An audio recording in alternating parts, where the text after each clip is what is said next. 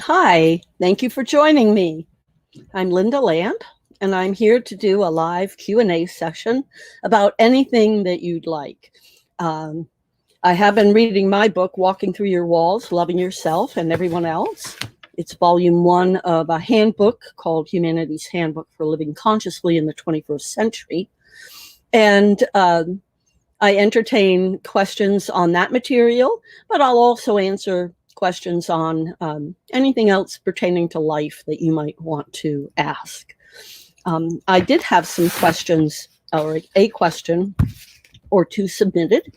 If while we're on here together live, you can either put a question in the chat or you can text me at 907-351-3003, and I have that device right here.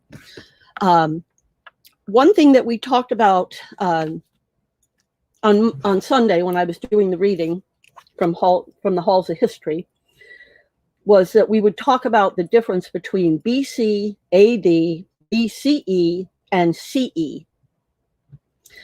Because there are some differences in the way that people list dates, and it can be a little confusing. So AD actually stands for, I have it right in front of me, Anno Domini, which is Latin, which means in the year of the Lord. So a lot of people think that AD stands for after death, and that would be the years following Christ's death, but Christ actually died when he was 33. And AD marks the beginning of the calendar at that point, at his birth, not his death. BC stands for before Christ, as most people know. The shift to BCE and CE, so BCE stands for before Common Era, and CE stands for Common Era. They're still using the same marker for the start and the end of those eras as being Christ's birth. But the point of doing that was to make it more neutral and remove the religiosity out of it. And what's happened since, so this was introduced in like the 1980s, the switch from AD and BC to BCE and CE. And in the 1990s, there was a lot of pushback, and there were a lot of scholars that didn't like it. So it hasn't been as broadly adapted. It was adopted for a while, and now it's less certain which way you might see it. So that I hope explains that. The thing that I find so interesting about all of it is that we set our calendars. We all agree to set our calendars and talk about life in terms of time in relationship to this one person who lived for 33 years. Over 200 or over 2,000 years ago. So it's a really, it's an interesting phenomenon that occurred, that so many people would be so influenced by this person. This long before there was any kind of, newspaper even. So interesting life, right? All right, here's the question that I got. This is from Amber, so I thank you for submitting this. She said, near the end of your reading on Sunday, you advised that we should never say things like, there will never be peace. I've heard some spiritual teachers say, don't try to make this world better. Definitely help people, but don't get too involved in trying to make this world a better place, because there will never be peace here, as this is the world of duality. What are your thoughts on this? And then I did reply, just briefly, and Amber added a little more. She said they do teach that the world of God is only love, and they make it clear that the world we seem to be living in, isn't God's world, because there is both love and fear. Okay, so thank you so much for the question. It's fantastic. Um, and let me see if I can give this a good answer. I thought about this for a while because I have a very strong response to this question. And the reason that I do, I guess, is going to be what I need to share first before I actually answer the question. And that is, how do I come to say what I'm about to say about the question? And so for those of you that don't know or are not familiar with my background, I was born what people would call awake. And what that means in terms of my life is that I never lost consciousness from the time before I was here. So before I was in my mother as a seedling, I was somewhere else, and I can't really describe that place other than there was, I mean, there was joy and happiness. And then there would be these conversations. These are the two things that I can basically remember. When I wasn't in conversation, I was in some form of paradise. It's kind of hard to remember that part. The conversation parts are easy to remember. And it was always dark when we were having the conversations. And there were three spirits that they always struck me as masculine in energy. And there were these conversations that we would have about me coming into form and living a life here. And I didn't want to. I didn't want to. I'd been here before. And when I say before, it's really all concurrent, but it's very hard to describe things in a concurrent time frame. So I have to use those words. So I'd been here in other lifetimes. Let's just put it that way. And I had no interest in coming into a new lifetime.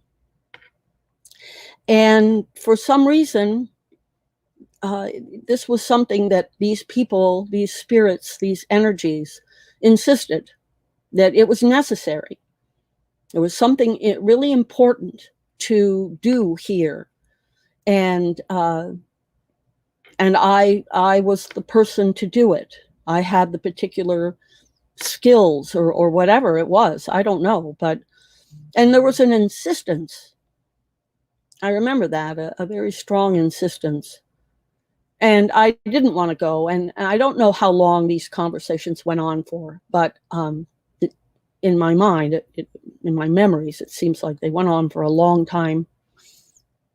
And finally, there was another spirit or entity or being that agreed to come with me. And this was a being, person, that I was very much enamored with, I guess, is the best way to put it.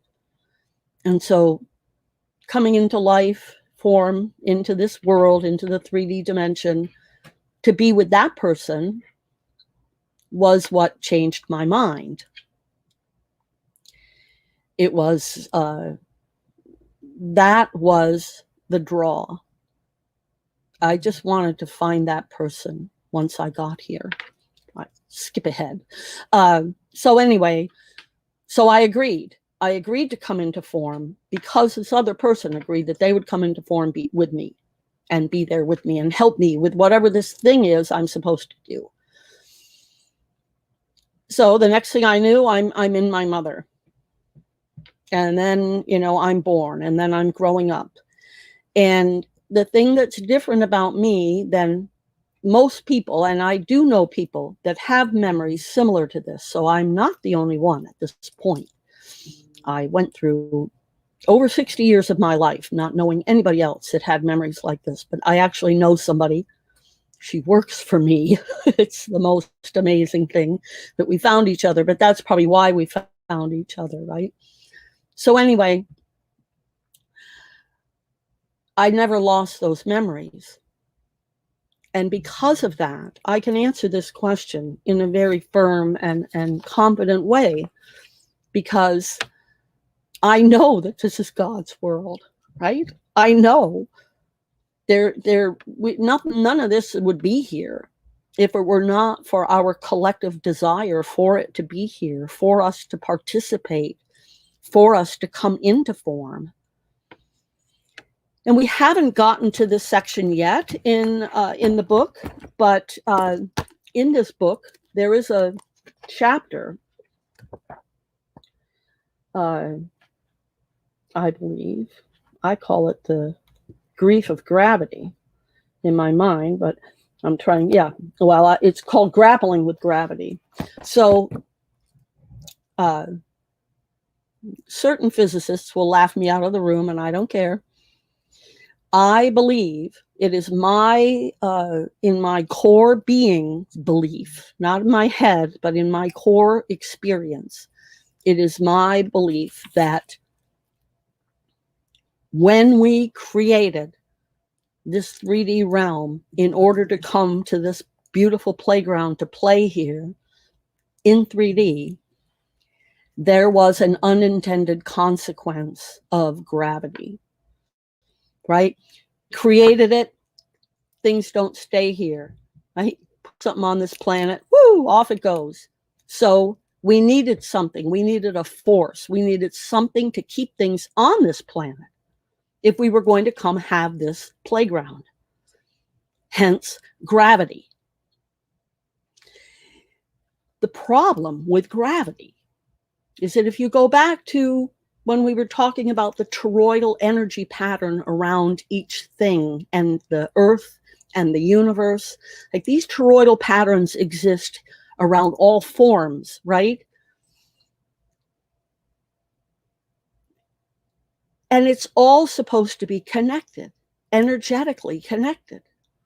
But somehow, what happens to human beings when we get here is and I blame it on gravity, something disconnects us, right? Something breaks that energetic flow between us and the divine.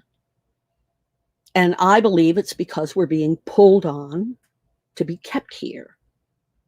And our bodies are not built to without knowingly keep that connection going. So when we get done with this book, we're going to go into the rest of the chakra chapters. We will have worked our way through the first 2 chakras.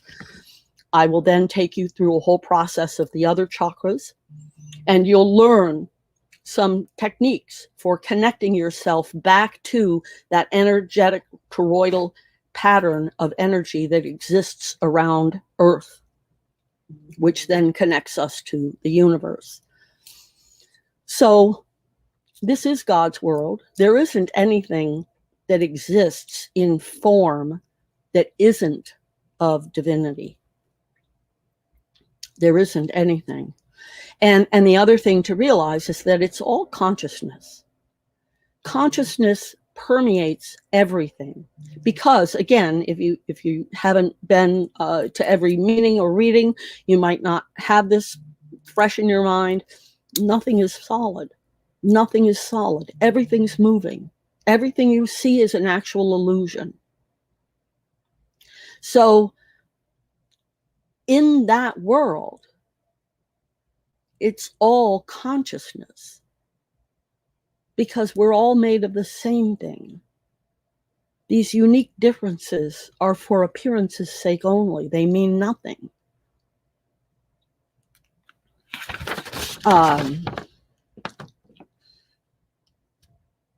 This is the world of duality. That's true. And it won't ever not be the world of duality in that we're in form. But I believe what we can do is we can raise our individual frequencies to love or above. And what we will experience is completely different. We'll still be in the 3D world, but we'll experience a different energetic experience of it.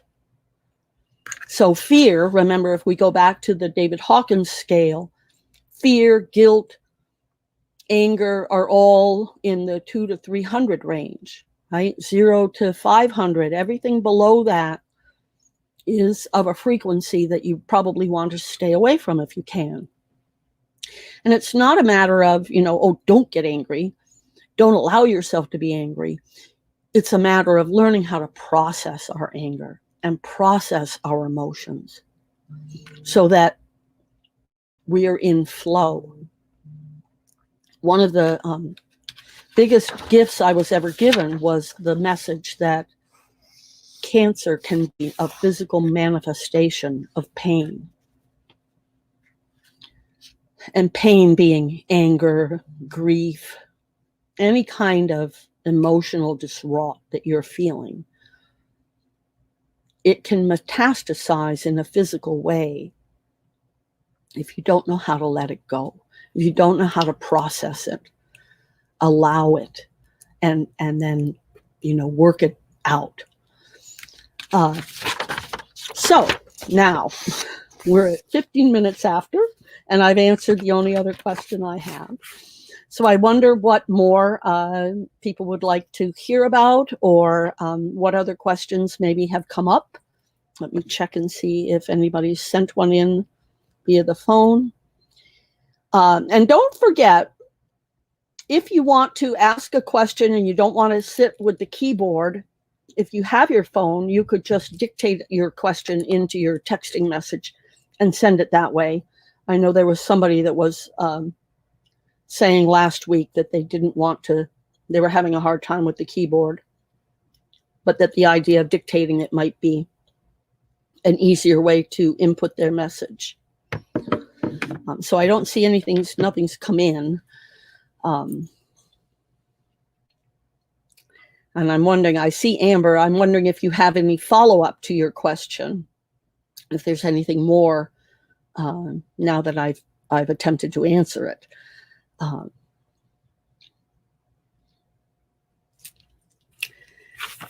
Well, let's see here.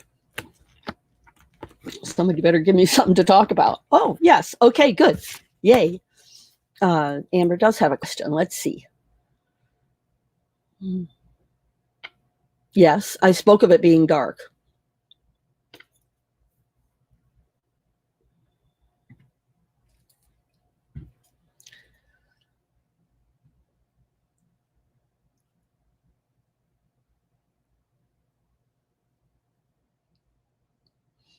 Okay.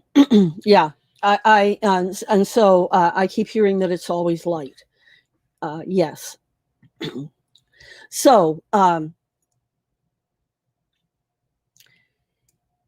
the only thing that I can figure is that when conversations like those that I was having with those guides take place, I think we go into a non-distracting place, right? So that we are just we're just focused on the matter at hand, which is the conversation that we were having. I think because we are light beings, and so it's not typical that it would be dark. You're right. When people die, and when I had a near-death experience. It's light. You go into the light. It's light. But I think when you're maybe signing up for the next lifetime, you have a different experience when you're in that mode. Is the only way I can explain it. Because as I said, most of the time, and when I would, most of the time when I remember where I was, it was an ecstatic feeling, and not dark, light. I was in light. So I hope that helps. Okay, and so Amber says that makes sense now. And welcome, Gail. I'm sorry your computer was locked up, but I'm glad you're here now. So Gail, I don't know if you have any questions. I've kind of gone through the questions that were on the table. And now we were just at a point where thinking of more questions or new things to talk about. What I can do, or what I will share rather, is I wrote an opinion piece, and I could share that with you guys if that would be of interest to you, if nobody has any questions they want me to address.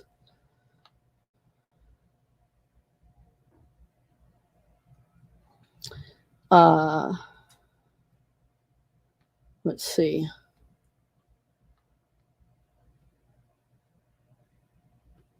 Here it is. So let's see. One of my favorite things is numerology, which is about the energy of numbers. And numerology uses a Pythagorean table to calculate the numerological subset of like words. So you can use numerology and you can take a whole phrase or a whole sentence or, as many words as you want, and you can run them through these calculators. And when it's all said and done, you'll get a number. And so that number has an energetic frequency. And the single digit numbers, 1 through 9, 1 is, the lowest frequency, and it's the self. And then 9 represents the highest frequency and a very high spiritually charged frequency. So America is having some problems right now. And although I am focused on the spirituality and the heart of things, we live in this world and in this country that is really having some real heart challenges. Like we're having to redefine America, really. And so the other day, on Valentine's Day, I wrote an opinion piece. And for lack of any questions, I'm going to go ahead and read this to you. And the reason I brought up numerology is that the first 2 lines of this, so the first line, the title is America's Crossroads of Consciousness. And that's a 9 numerologically, so a very high frequency spiritually vibration. And then how the big lie of 2020 revealed America's fault lines of hate.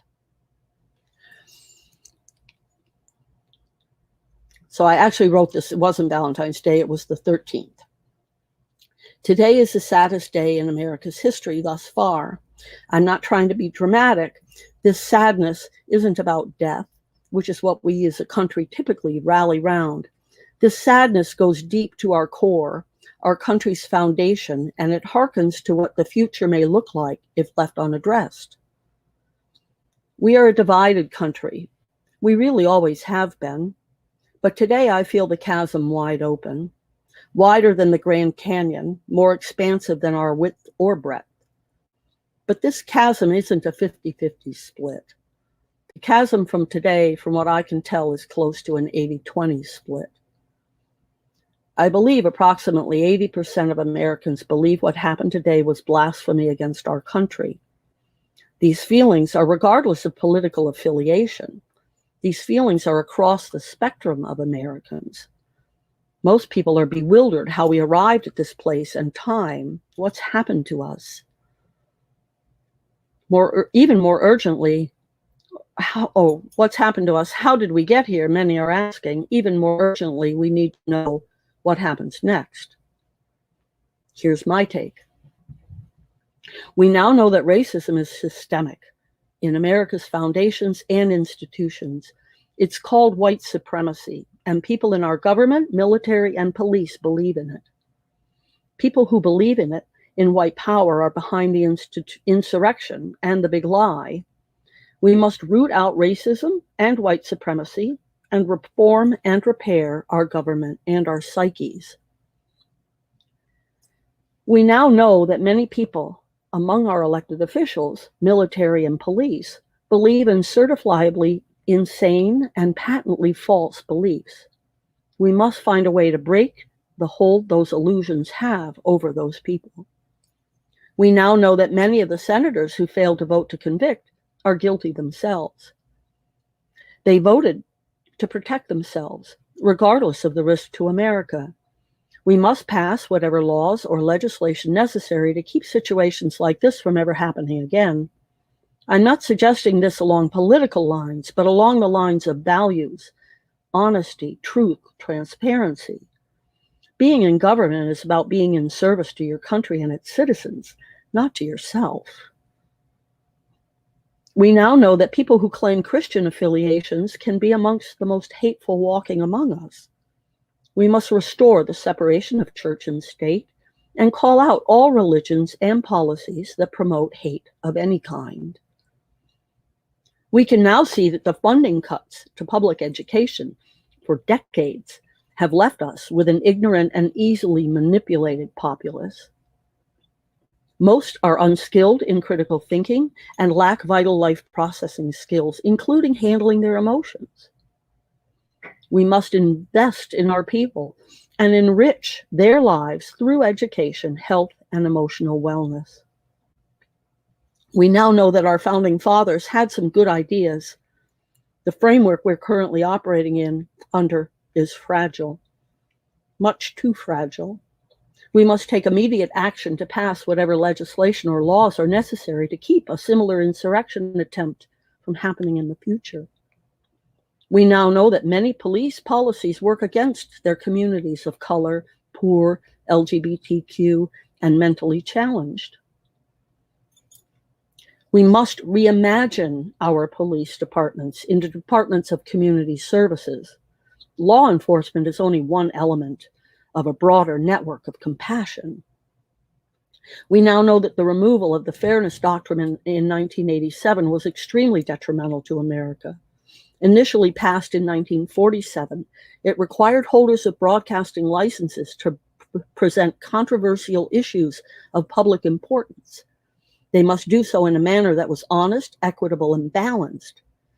With the removal of all checks and balances, the airwaves and internet have become hotbeds of misinformation, fake news, and utterly unvetted information. We now know that right-wing extremists are the most dangerous people in America. They promote an allegiance to the big lie and appear willing to destroy our republic with their attacks against democracy. We must find a way to make peace with this fraction, which I estimate to be about 20% of all Americans. Many of you argue it's a larger percentage, but if we address some of the items I've already listed, that number will shrink. Much of what these people believe are lies. Perhaps education is the first step to peace. We can see that our predominantly two-party system fails miserably to serve us well. Our political system as a whole needs a complete revamp. Citizens United has corrupted us to our core by allowing money and power to control our campaign processes. We need to overturn Citizens United or pass legislation that overrides it. We must get money out of politics and open up the process to more people. As America slides off its tracks into the chasm of dishonesty and corruption, we can drift off to sleep this evening, pondering the upcoming election cycle of 2022, a mere handful of months away. Let's get organized and focused before facing the next attack against democracy, rumored to occur on March 3rd or April 30th. Those of you who have dreamed of building a new heart-based world need to roll up our sleeves and get to work. So thank you for allowing me to read you that. Yes, no more Citizens United. I agree. It's really perverted our entire political system. So there we go. Those are my thoughts on how we move forward, right? People will talk so cruelly and meanly about the people that stormed the Capitol. But what we have to remember is that we've had policies leading up to this for the last 30, 40, 50 years. This shouldn't have been a surprise. And to many of us, it wasn't a surprise. Because the people that were there fundamentally are hurting. They're hurting. They don't feel seen by their country. They don't feel heard by their country. And they're completely, many of them completely brainwashed. And so rather than being mad at them, let's have compassion for them. And let's try and address the issues that created all of this in the first place. Right? Let's restore some humanity to our government. Let's ensure that there's decency in our reporting and that there's truth in the airwaves. There's so many things that we could fix. And how about let's make sure our children are smart. We haven't been giving them a good education. So all of these things are ways through our hearts to fix things. Thank you, Amber. I appreciate that. Does anybody have any questions, or the only way forward is with love and compassion? Absolutely. That is absolutely the case. And that is what I'm here to help pave the way for, right? Let's figure out how we create a more compassionate, loving world. And the way we do that normally is through ourselves and healing our problems. When we heal ourselves, it changes what we see in the world.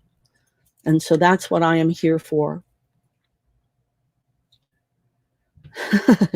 Gail is she's a military veteran, so she can be quite strong in her. She says, well, they're going to get hurt if I get a hold of them, compassionately, of course.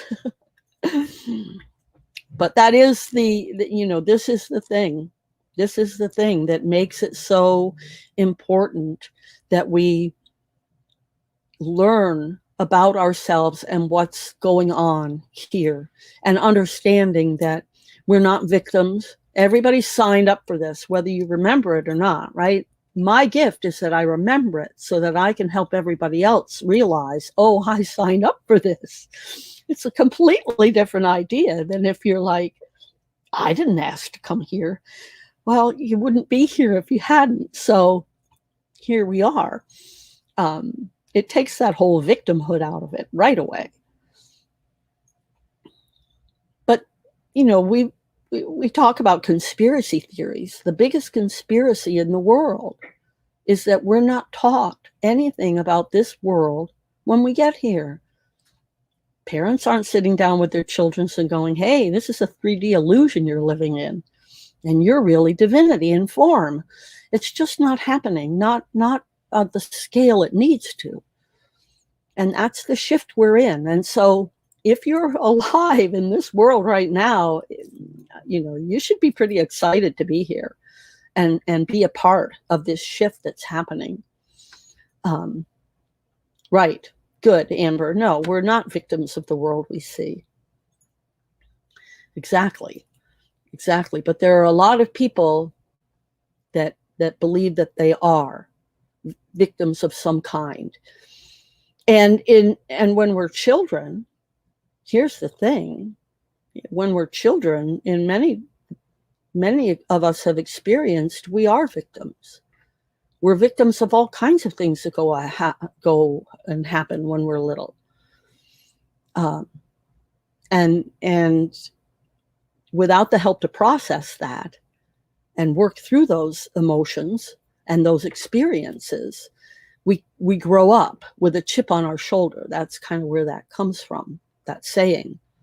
And if you go through life with a chip on your shoulder, then in some way or another, you always feel like you're a victim.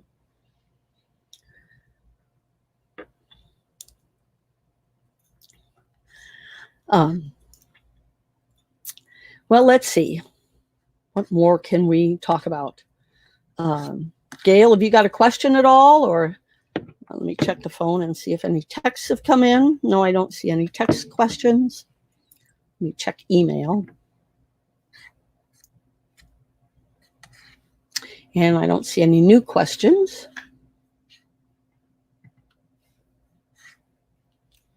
So as you guys know, this is really, it's about you. I'm here for you. So if you're sufficient for the day, thinking, okay. So Gail makes the comments, these people are victim of QAnon worms in their brains. Yes, I mean, they're definitely, that, and I said that earlier. They've been brainwashed, which is why we need to have compassion for them. I know some people's temptation is to be angry with them and to call them stupid. How could they be so stupid to believe this stuff? But this is a function of our ego, right? So we have this housing. The housing comes with a certain set of requirements and wiring. And if you're not aware of the wiring in the housing, it can sometimes run your life, and it will run your life if you're not aware of it, because it is what keeps you alive, right? Your ego is what keeps you going. It's what protects you. It's the mechanism that's in charge of fight, flight, or freeze. So if you're not familiar with that term, when we are startled or attacked or scared, our bodies have three natural wired responses. We will either freeze like a doe in the headlights, we'll run, freeze, or we'll fight. So if someone ever comes at you to hit you, in that moment, you may not realize it, but your body is wired to hit them back. Absolutely wired to hit them back. And in fact, this wiring can be really subtle. So I'll give you an example. I'll tell you a story that relates to this, how our wiring can kick in. And if we're not aware of our wiring, then we will go off and we'll do something that we wouldn't like. It might even be out of character, what people would say out of character. I live in Alaska. I live in a rural area, and I called about our road maintenance one day. And in Alaska, you know, it is the last frontier, so things like roads and 911 came here very late, many years after other people had 911 for decades, right? So we're a little behind the times in a lot of ways. So I called about our road maintenance, and I got someone new. And where we live is outside of the city limits, but you have to drive through city limits to get to where we are, and yet we're a part of this other part of this county over here. And the road maintenance in between, so you need a grader to come do our section, but you had to have a grader come do the road to get to you, and that's a different grader. Anyway, it should have been like a 2-minute question or 2-minute conversation. But because she was new, she didn't think I knew what I was talking about. I'd only lived here by, 15 years at that point, but she didn't think I knew what I was talking about.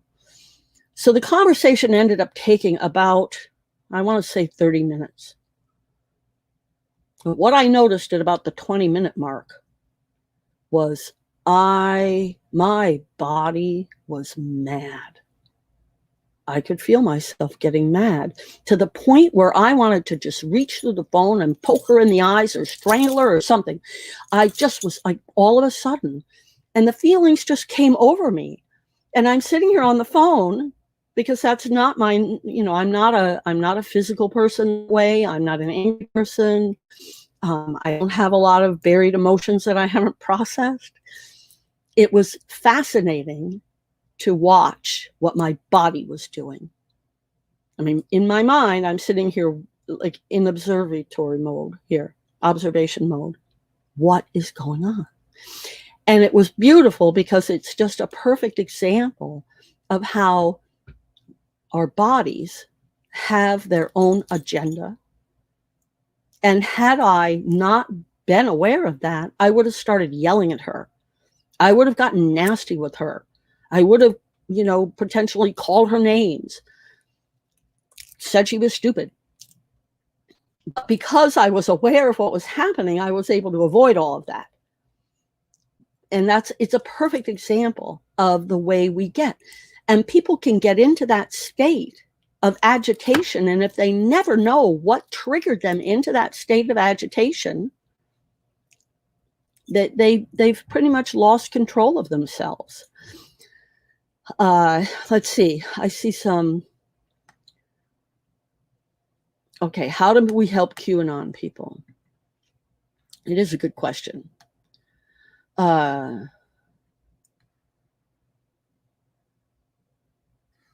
Right. So Gail says, I have no idea what those people might be doing of justifying it in their brains. So they're not justifying. They have gotten triggered into a conditional state that they don't even realize they're in.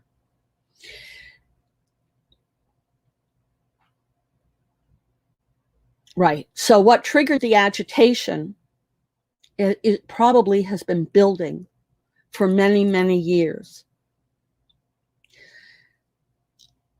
For example,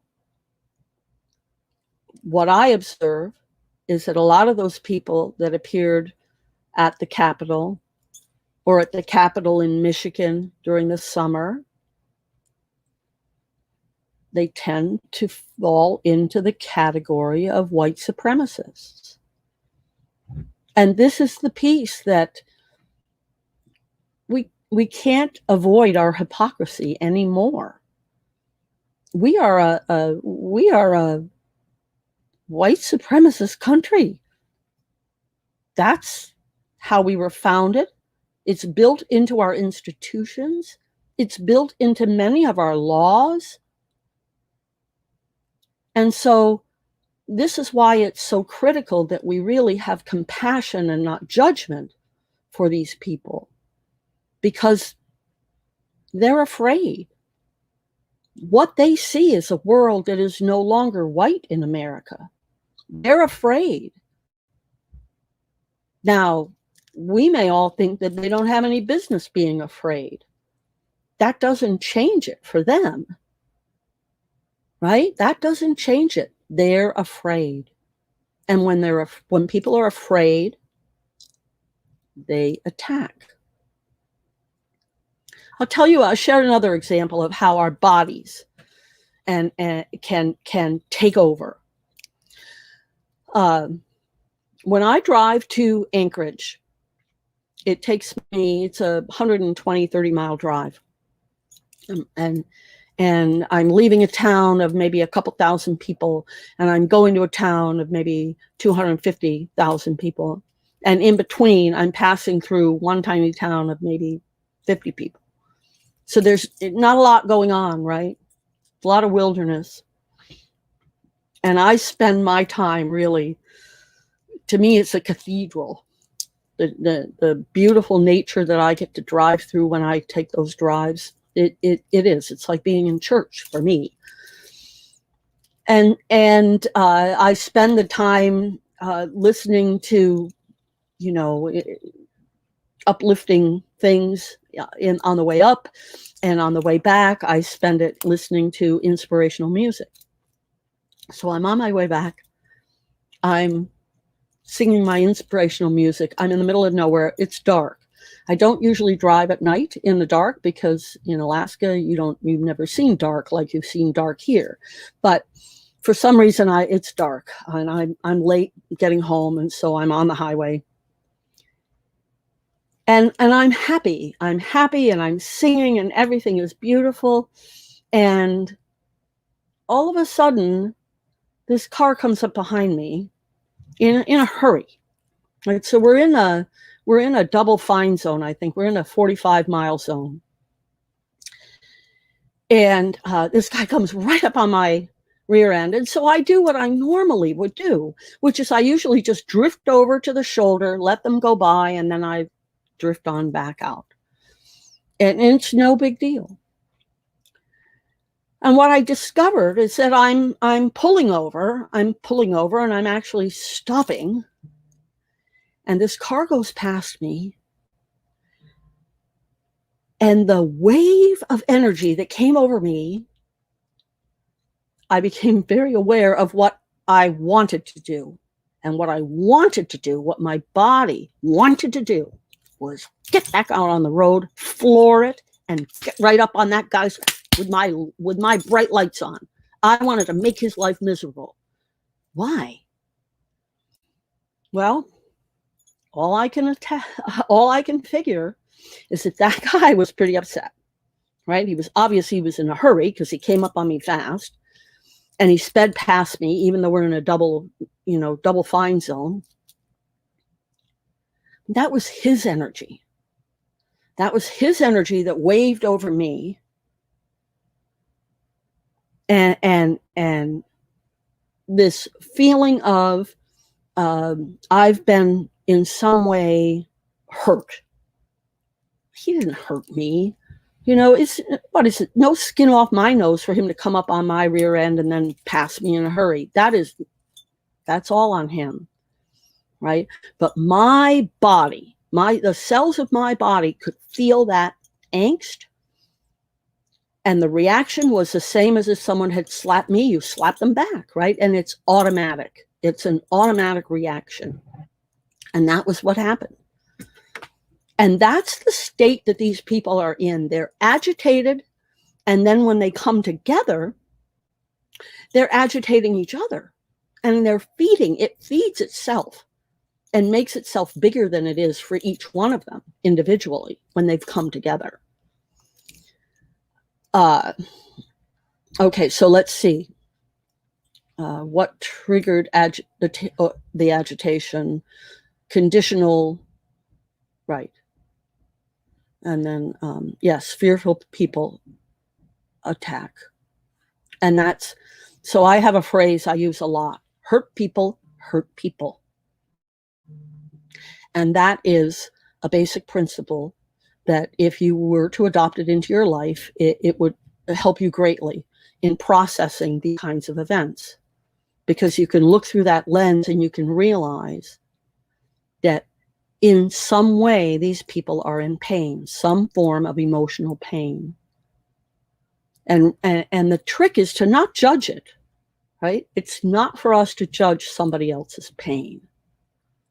It's for us to recognize it. And then in each of our cases, it's how do we respond to their pain? Because remember, our lives are not about us. Our lives are about who we touch and how we touch them. It's about being in relationship here and what we do with each other, not what we're doing individually.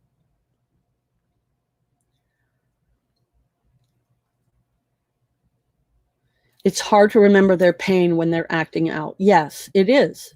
It is. That's very true. It's very true. And that's where it's important for each of us to be as healed as we can, to be as whole, so that as we're moving out into the world, interacting with these other beings, we're as whole and centered and loving and compassionate as we can be. And then that way we're in service to them. Right. We don't want to judge them, and they vote. Yes, they do vote. And that's why I come back to education, right? If they were educated, then their vote would be better representative of what they really need and want. And so one of the most fundamental things that we can fix in this country is to better educate our people and to clean up our airwaves so that they're not full of lies. Those two things alone would get us really far.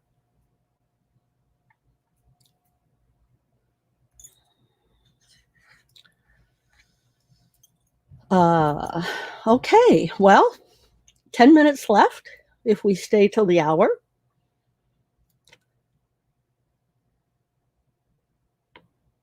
I wonder if anyone has any other questions they want to ask, or if I can think of something more to tell you.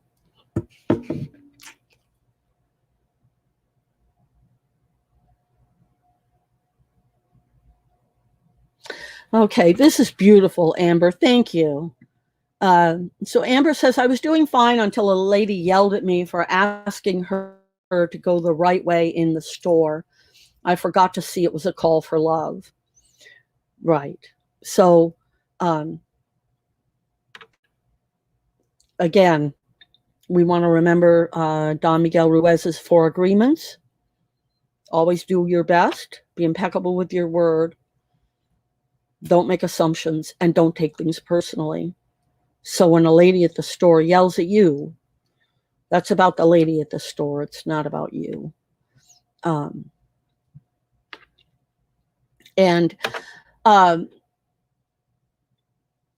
guess, though, the next thing to think about is I have a friend that says all the time, I'm not the masked police, right?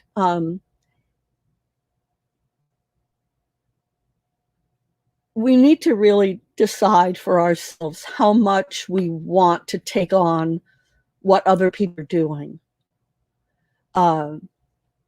And during these times of COVID, it's been extremely testing for people, because we have one-way ins and one-way outs, and you got to put on a mask, and you have to stay behind the line or go 6 feet away, and so we're trying to navigate through the world doing these things, and then we're bumping into these other people that aren't doing the same thing, and it can be easy to think that it becomes our job to police them, basically. And in the end, it really probably isn't. What we should all ask ourselves before we suggest to somebody else that they do something differently, right? Because now we really are walking outside of our thing. If they're not interfering with you, if it's not right in your space and face, it's probably not for you. And that's one of the things that's so hard about living in this 3D world now that we have this instant technology where we can learn about things happening across the world in an instant. It's not really necessarily for us, right? The things that are happening for us are the things that are happening around us and to us that we're experiencing. And so even with people at the store, like I'll be walking down an aisle and there's somebody with their mask down here, and the temptation as you go by is to say, that's not doing you any good, or pull that up over your nose, or what do you think it's doing there? Or, there's all kinds of things you might say. But is it for you to say? I'm not sure. You can be sure, but I think in general, probably not. Like we're not, that isn't how we should be. And if it bothers you that they're there, then go another way. Go somewhere else. Go a different aisle.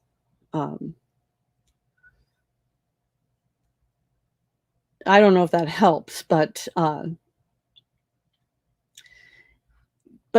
whatever you do, don't take it on, right? If somebody yells at you and you were just trying to be helpful, for example, maybe she didn't know she was going in the wrong way, and you're just trying to be helpful, and and she yells at you, again, don't take that personally, because that's not on you. That's about her. And at that point, you just open up your heart and you realize that it's a call for love. There's something going on with her, and she's not in a place where she could give any love, but we all need love. We all deserve love.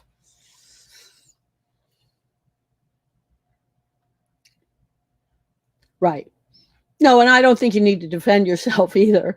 So, and that makes sense. She was in the way, blocking your path. And so, that's fine. And, here's a little insight into where her head might be. If she were someone who is maybe a perfectionist, you pointing out to her that she was blocking your way may have been what triggered her yelling. And it isn't so much that she was yelling at you as that she was upset for having been in the position where she was blocking your way. She was angry with herself. And that happens a lot. I know in my life that happens a lot. Yes, always compassion, always compassion. This is the shift, right? This is the shift that we're talking about, is a heart-based world. Our first reaction is compassion. And I know that for myself as a perfectionist in my history, when I make mistakes, when I'm in somebody's way, I don't like that. That I don't yell at them, but I feel badly. I feel caught. I feel like, because most people, as they're moving through the world, are trying to do the right thing. It is our nature to be doing the right thing. We are not born. Nobody's born bad. That's not to say that maybe there aren't some beings that have been born with maybe genes that are scrambled and things are confused. That's a sort of a side thing. But for the most part, most individuals, the majority of us, are always trying to do our best. That's how we're built. It's why when I was a little kid and I learned about religions that taught people to be guilty, that it never felt right to me. It just always felt wrong, because I always knew in my heart, even when I was doing something that turned out to be bad and I got in trouble for it, I wasn't trying to be bad. I wasn't trying to be bad at the time. So the shift that we're talking about here is responding with compassion and an openness to love each other. Right. Amber agrees. I believe most people are trying to do the right thing. Yes, most people are, most of the time. And so even in those situations where you've got, like, let's say you're driving down the road, and somebody cuts you off. Were they trying to do the right thing at the time? Probably for themselves, yes. But maybe not for you. And so, we really have to rethink our approach to how we react. And that's actually, that's one of Neil Donald Walsh's things, is rather than reacting, respond. Because response is a considered thing, whereas a reaction is an automatic thing. And so you choose in the moment, do I let the body take over and say what it wants to say? Or do I take a breath, consider my reaction, and then maybe not say anything?